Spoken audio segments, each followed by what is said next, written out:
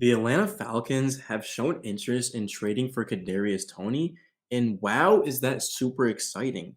Toney was selected with the number 20 overall pick in the 2021 NFL Draft.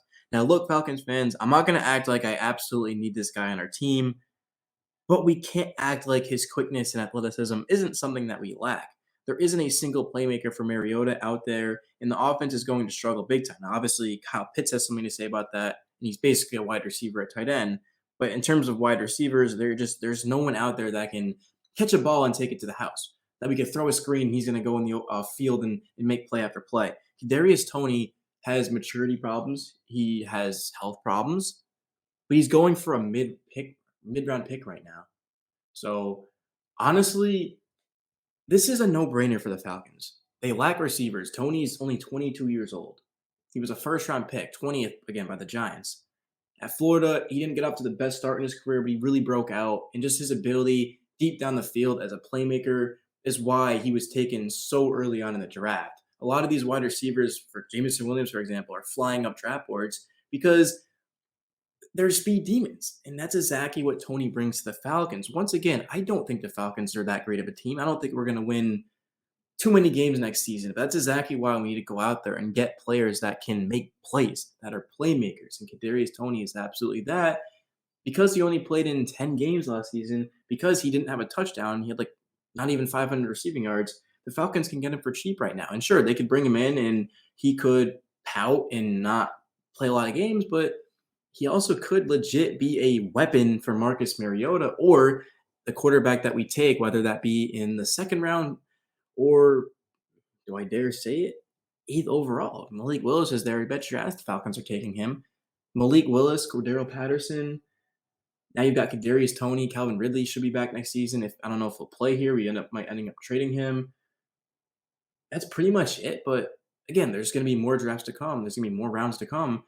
That's a great place to start. Toney and Malik Willis, Kyle Pitts, Calvin Ridley. I mean, that team right there can absolutely put up a ton of points.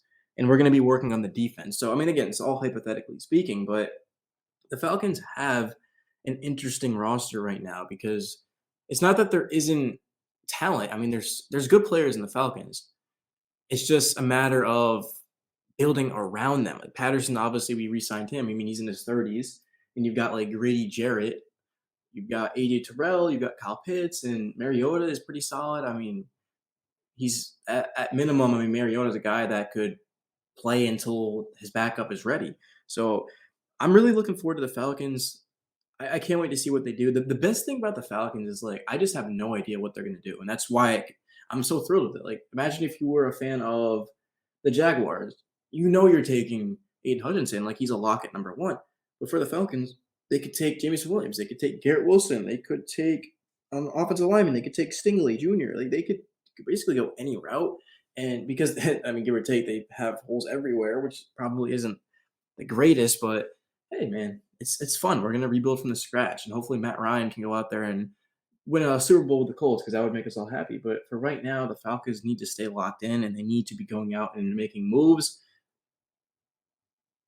I mean, there's just low risk and high reward for Kadarius Toney, but we're gonna get farther into this. So, of course, I mentioned the maturity issues. He skipped voluntary OTAs early in the offseason. Then he missed most of training camp and all of the preseason, give or take. He had an injury in COVID-19, but I mean, he was missing practice frequently throughout the season, played in 10 games, did not play well, 39 catches for 420 yards.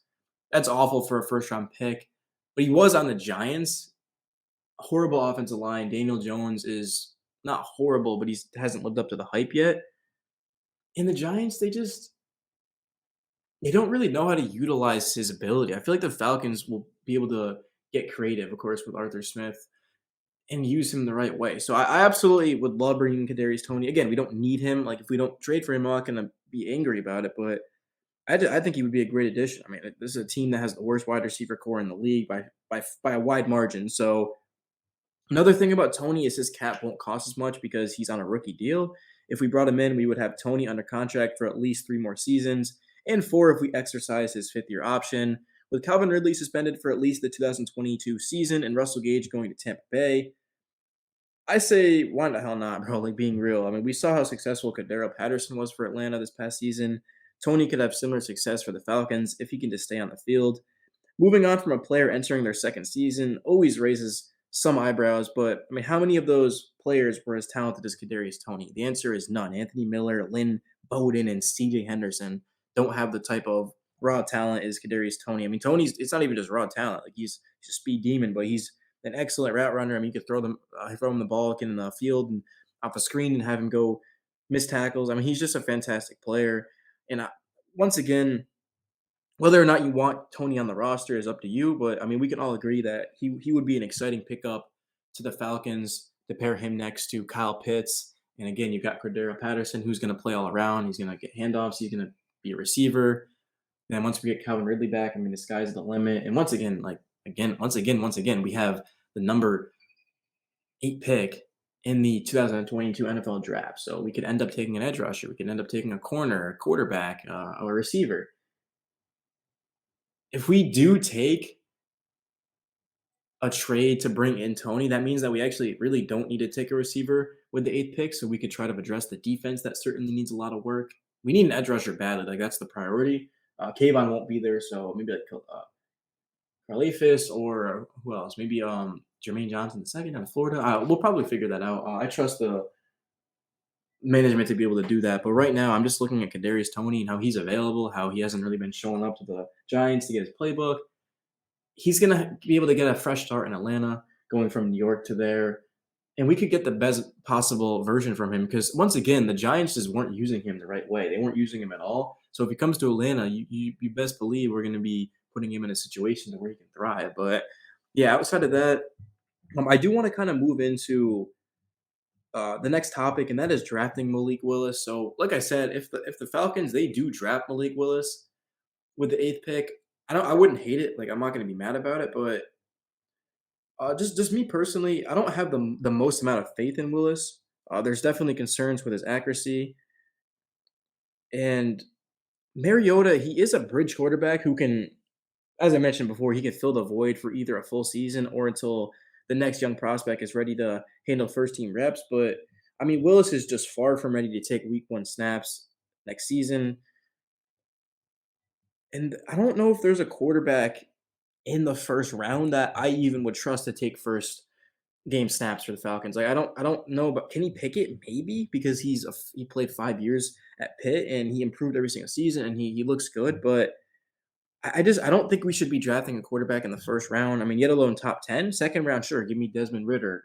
Give me God. I don't want Sam Howell, but maybe Carson Strong. I think it could end up being the best quarterback in this class. Offers no mobility, but I mean Matt Ryan.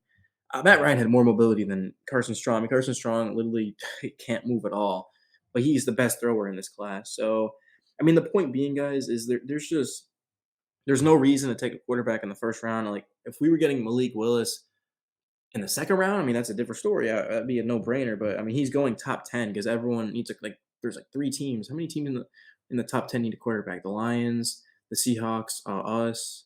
Yeah, we definitely need a quarterback, but like we have Mariota who was on a 2-year deal. So, am I missing anyone? No, I don't think so. But yeah, honestly, like we'll see what happens with that. But I mean, I do have concerns with Willis's accuracy.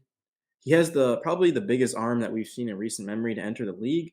The deep ball trajectory has been inconsistent, however, at best. In 2020, Willis completed 64.4% of his throws. A year later, that number regressed to 61.4%. So like that's why I said like Kenny Pickett's the only quarterback that I think I would even consider top 10 because he continues to improve and he looks like an absolute menace out there where Willis like really hasn't. And not to mention was he was amazing against bad competition. I mean, he went to Liberty and when he finally went up against some of the not top teams, but finally when he was playing against those teams where it's like he's supposed to go out there and put on a show, he didn't really show up. So yeah, not to mention, guys, there's also concerns with Willis's turnover ability. I mean, he had 3 games in which he threw for 3 or more interceptions, and while he threw for 27 touchdown passes and added on 13 touchdowns with his legs, that's a long-term issue that must be resolved before it becomes a habit.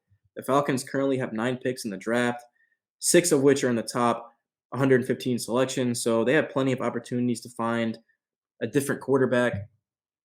Uh, it's just Willis's comparison is Jalen Hurts with a better arm, and to me, I'm staying the hell away from that. Falcons should go out and get an edge rusher or receiver. In the second round, they should pick up Desmond Ritter, who's extremely underrated in his own right. I don't know if he'll go to the second round, but if he does, the Falcons should definitely do that because they will win the draft. Bring in a star edge rusher, a Ritter in the second, and then get a running back in the third round. But yeah, Ritter's 6'3", 211. He's got a big arm. He offers some serious dual threat ability, which the Falcons haven't had in a long time. Matty Ice did not really have dual threat ability. Definitely not. And Ritter, again, a 4-year starter for Cincinnati. He improved every year as a passer. Unlike Willis, he's similar to Pickett. He just continues to get better and better. He completed 65% of his passes for over 3,300 yards, 8.6 yards per attempt, which is good. 30 touchdowns, 8 interceptions, 4.4 yards per carry on the ground with 28 touchdowns. Ritter, it's not just him being a fantastic football player. We all know that. But he's a fierce competitor, team first player. He's the type of player the Falcons need. He led Cincinnati to an impressive 13-1 record and CFP appearance last season. They did lose to Alabama, but no G5 QB ever took his team as far as Ritter did. Ritter, his NFL comparison is Ryan Tannehill, which I know isn't like the sexiest thing, like Ryan Tannehill. But I mean, if the Falcons are getting Ryan Tannehill type of player in the second round, they can certainly work with that and build around, get him some weapons. I mean, this is a team that definitely will be making a lot of runs around Desmond Ritter. And then again, all the picks they've got 9 picks. Most of them are like early on. So, but yeah, this is Falcons Nation. I'm out. You probably find me at Swaggy as well. I'm gonna throw this up on both of them. But yeah, guys, until next time. Peace.